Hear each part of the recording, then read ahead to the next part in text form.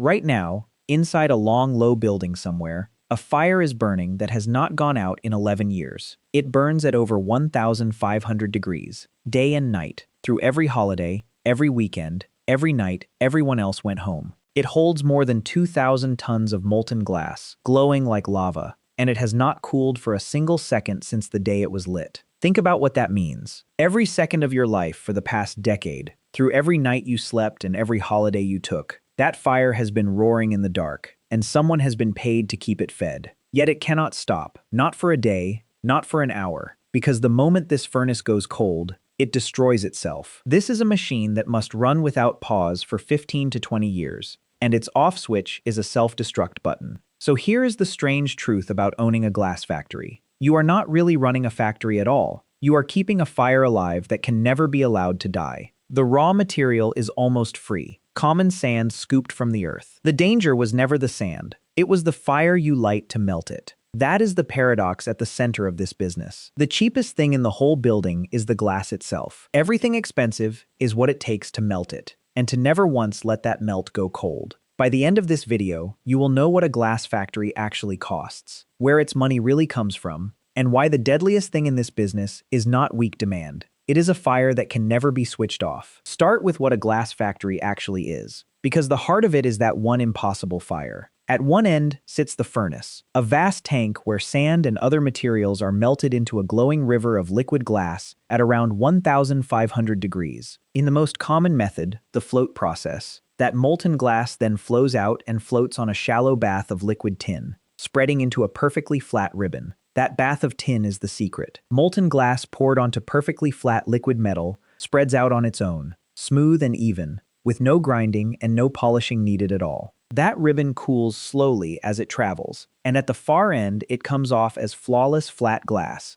cut into sheets for windows, cars, and skyscrapers. Its ingredients are cheap and abundant, mostly plain silica sand, plus soda ash, limestone, and a large helping of recycled glass called cullet. Soda ash lowers the melting point, so you burn less fuel. Limestone makes the glass durable. Recycled cullet melts easier than raw sand. Each one is chosen to fight the true enemy, the cost of heat. So the ingredients are close to worthless. A ton of the raw material can cost a tiny fraction of what a ton of finished glass sells for. But that furnace is a monster to build. A modern float glass line, the furnace, the tin bath, the annealing and cutting halls, runs into the hundreds of millions of dollars. That is the price of entry before you have sold a single pane of glass. Once you light it, you have made a promise you cannot break for the next 2 decades. You will feed it, and you will never let it cool. There are tiers, float lines that make flat glass for buildings and vehicles, container plants that blow bottles and jars, and specialty makers of coated, tempered, or ultra-thin glass. Whatever you build, the logic is the same.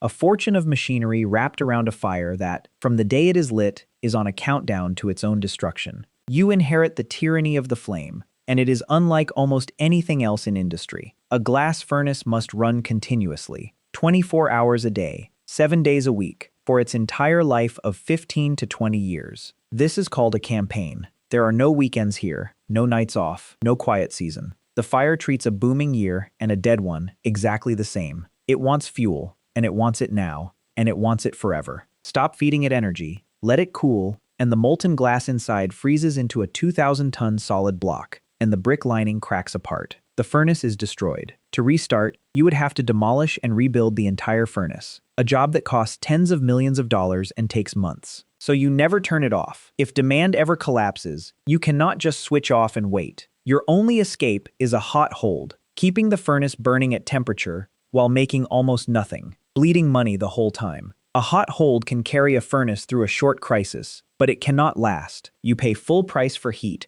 while earning almost nothing, and the losses stack up faster than most owners can bear. So you inherit an appetite that never sleeps. That fire must be fed energy every hour of every day, no matter what is happening in the wider economy. Energy is the giant here. In flat glass making, gas alone can account for around 3/4 of the energy used, and energy can be a large share of the whole cost of production. You also inherit weight. Finished glass is heavy and fragile, so like sand and cement, it cannot travel far before freight eats the profit. A glass plant serves its region, not the world. So what you really inherit is not a factory that you run. It is a fire that runs you, demanding fuel and attention every second, for 20 years, or it dies and takes your fortune with it. You do not clock out. It never does. A glass factory earns from several streams, but every one of them pours out of that same unstoppable furnace. Layer 1 is flat glass, the workhorse. Windows for buildings, facades for skyscrapers, and the windshields and windows of cars. This is the giant market for float lines. A single float line can pour out hundreds of tons of flat glass a day, an unbroken ribbon that becomes the windows of an entire city over the course of a single year. Layer 2 is container glass, the bottles and jars that hold drinks, food, medicine, and perfume. A separate kind of plant, but the same relentless furnace at its heart. A container line can form hundreds of bottles every minute, dropping glowing gobs of molten glass into molds that snap them into shape almost faster than the eye can follow. Layer 3 is where the margins get rich. Specialty glass, coated energy-saving windows, tempered safety glass, ultra-thin screens for phones and tablets, and glass for solar panels. A plain window sheet earns almost nothing, but add a microscopic energy-saving coating, or temper it so it breaks into harmless pebbles instead of blades, and the same glass sells for many times more. Layer 4 is the recycling loop. Broken and used glass, the cullet, is bought back and melted again. It costs less energy to melt than raw sand, so cullet is both a material and a saving. Here is the quiet advantage. Melting cullet uses meaningfully less energy than melting raw sand, so in an energy-driven business, more recycled glass can directly mean more profit. But notice the thread. Flat, container, specialty, recycled, all of it flows from a furnace that must burn without pause. Every revenue stream is chained to the same fire. Here is the fact that defines this entire business, and it is worth sitting with. That furnace holds over 2,000 tons of molten glass at 1,500 degrees, and it must never be allowed to cool, not once, for 15 to 20 straight years. Picture running any other business this way. A restaurant that can never close its kitchen. A car plant whose line, once started, must never stop for 2 decades, or the entire factory is ruined. Listen to that again. The single most expensive machine you own has no off switch, or rather, it has one, and pressing it destroys the machine. That single rule bends everything else around it. How you buy energy, how you survive a downturn, how you plan 20 years ahead, all of it is shaped by a fire that must never be allowed to die. In almost every other business, when times get hard, you can slow down, pause, wait for the storm to pass. Not here. Here, stopping is not rest. Stopping is death. So you do not really own a glass factory. You own an obligation, a promise to feed a fire, at enormous cost, every single hour, for 20 years, whether the world wants your glass or not. Everything else about this business, the profits, the risks, the way fortunes are made and lost, flows from that one merciless fact of the flame. Turn to what leaves the account, and one line towers over all the rest. Energy is the king of this ledger, because the furnace must burn non-stop at 1,500 degrees. Fuel and power are a huge and constant cost, and their prices swing wildly. Even in calm times, energy can swallow a large share of everything it costs to make glass. In a bad year for fuel prices, it can be the whole difference between a healthy profit and a brutal loss. When gas or electricity prices spike, your single biggest cost explodes, and you cannot respond by turning the furnace down and waiting, because the furnace must keep eating. Most factories in a crisis can pull one simple lever: slow down and wait. For a glass plant, that lever is booby-trapped, because slowing the fire too far is the very thing that destroys it. Then the raw materials, cheap per ton, but consumed by the mountain. Sand, soda ash, limestone, and cullet, flowing in day and night to feed the endless melt. The volume is staggering, even though the price of each ton is small. Then the cold repair, the bill that waits at the end of every campaign. Every 15 to 20 years, the furnace must be shut, torn down, and completely rebuilt, for tens of millions of dollars and months of lost production. You must save for that rebuild from the very first day the fire is lit. It is never a question of whether the furnace wears out,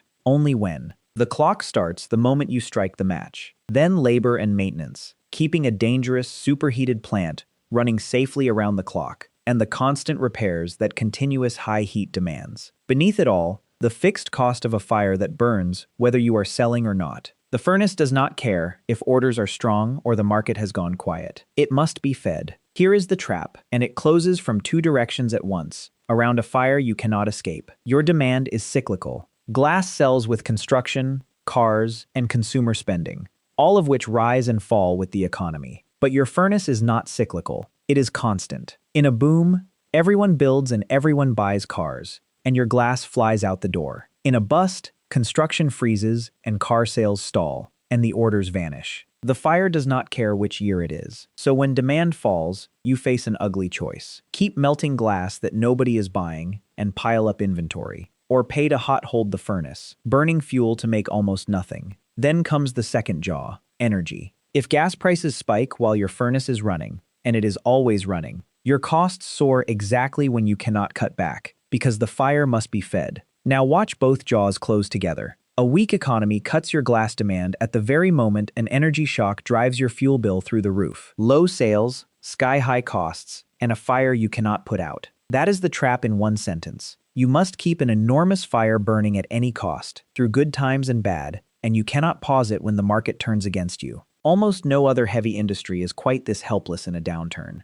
To understand how this beautiful, brutal process was even made possible, go back to a man washing dishes after dinner in England. More than 70 years ago, his name was Alastair Pilkington, an engineer who worked for the glass-making firm Pilkington Brothers in the town of St. Helens, England, though he was not part of the family that owned it. For centuries, making perfectly flat glass had been a nightmare. You either drew it in sheets that came out wavy and distorted, or you ground and polished it flat at enormous cost. In 1952, the story goes, Pilkington was helping wash dishes after dinner when his mind wandered, and he watched grease float in a smooth layer on the water. What if, he wondered, you could float a ribbon of molten glass on top of a perfectly flat liquid, and let gravity and surface tension make it flat and smooth on their own? His problem was finding the right liquid. It had to stay liquid at the searing temperature of workable glass, be heavier than glass, and not react with it. The answer, after long searching, was molten tin. Water would boil and shatter the glass. Most metals were wrong. He needed something that stayed liquid across a huge range of heat, sat heavier than glass, and refused to react with it. Tin was almost perfectly suited. It took 7 years of costly, grueling experiments before the process worked. Not until 1959 did Pilkington announce the float glass process to the world. Even then, it was not reliable and profitable for several more years. The early runs were flawed, and the company poured a fortune into perfecting a fire it had to keep burning to learn. But when it finally worked, it changed the world. Float glass was cheaper, clearer, and flatter than anything before it, and it became the universal method for making flat glass everywhere on Earth. Almost every large sheet of clear glass made since has been born on a bath of molten tin. Almost every window you have ever looked through, every mirror, every glass tower, is made by the process one man dreamed up while watching grease float on his dishwater. Pilkington was knighted for it, and his company dominated the world glass market for decades. He had turned an idle thought into the clear, flat surface of the modern world. Now watch how a glass factory dies, and it is the fire that cannot stop that turns a crisis into a catastrophe. Picture a solid European float glass plant. Good furnace, skilled crew,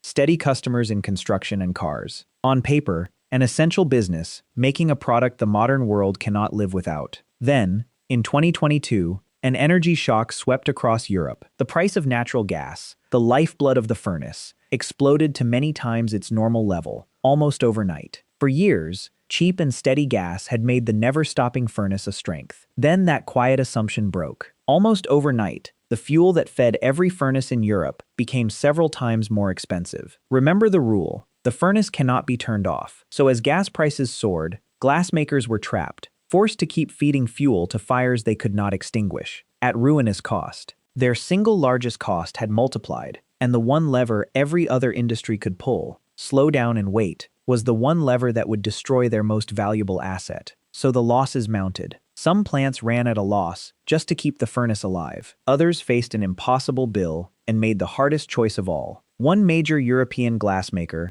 closed a float glass line, pointing directly at the energy crisis and overcapacity. A furnace that had been meant to burn for years was let go cold, and with it, a fortune in equipment. That is the death spiral of this business. Not a slow fade, but a vice. An energy shock you cannot escape, clamped onto a fire you cannot switch off, turning the plant's greatest strength, its relentless furnace, into the thing that bleeds it dry. What could not be switched off could not be saved. That very thing that made the business powerful. A furnace that never stops. became, in the wrong month, the thing that could not be saved. The survivors of the glass business have all learned to master the one thing that can kill them: energy, and to respect the fire they can never turn off. First, they lock down cheap, reliable energy. Long-term power contracts, their own solar arrays, and increasingly electric melting, so that no single price spike can put the fire beyond their reach. Some sign power deals that last as long as the furnace itself. Some build their own solar fields beside the plant. A growing number are switching to electric melting,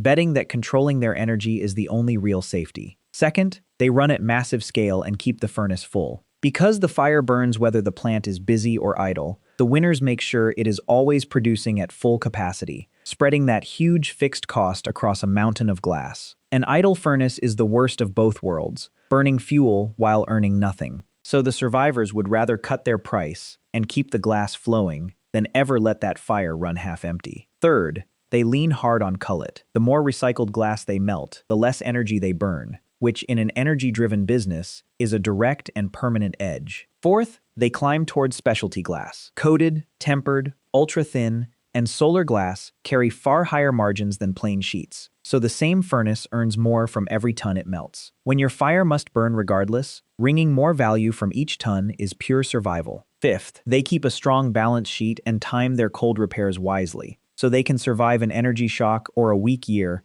without being forced to kill a furnace they cannot afford to lose. These habits are clear. Own your energy, run the fire full, melt what you can recycle, sell the high-value glass, and keep enough in reserve to never be forced to let the fire die. So, does owning a glass factory actually work? It can, at enormous scale, but only for those who have conquered energy and made peace with the fire. For the right owner, it is a powerful business. You make an essential material the whole modern world is built from: windows, bottles, screens, cars, with a defensible plant that no distant rival can easily undercut. Because the freight on heavy glass protects your region. Run it at scale, with cheap energy and a full furnace, and it becomes a quiet giant, turning nearly free sand into the clear surfaces of civilization, year after year. But be honest about the fire. You are chained to a furnace that must burn for 20 years and destroys itself if it stops. Your biggest cost, energy, can spike beyond your control, and you cannot turn the fire down to survive it. Get caught by an energy shock in a weak market, unable to pause, and the very furnace that made you rich will burn through your fortune while you watch, unable to switch it off. Get it right, own your energy, and command the fire, and you hold a piece of the modern world itself, the clear glass in every window and every screen. You never really owned a glass factory. What you owned was a fire. A fire lit once, that you swore to keep alive for 20 years, at any cost, through every good year and every bad one, feeding it sand and fortune while it turned them into something clear and hard and everywhere. The sand was never the business. The fire was the business. The day you could no longer afford to keep it burning was the day you learned you had never owned it at all. It had owned you. Closing frame. Closing frame.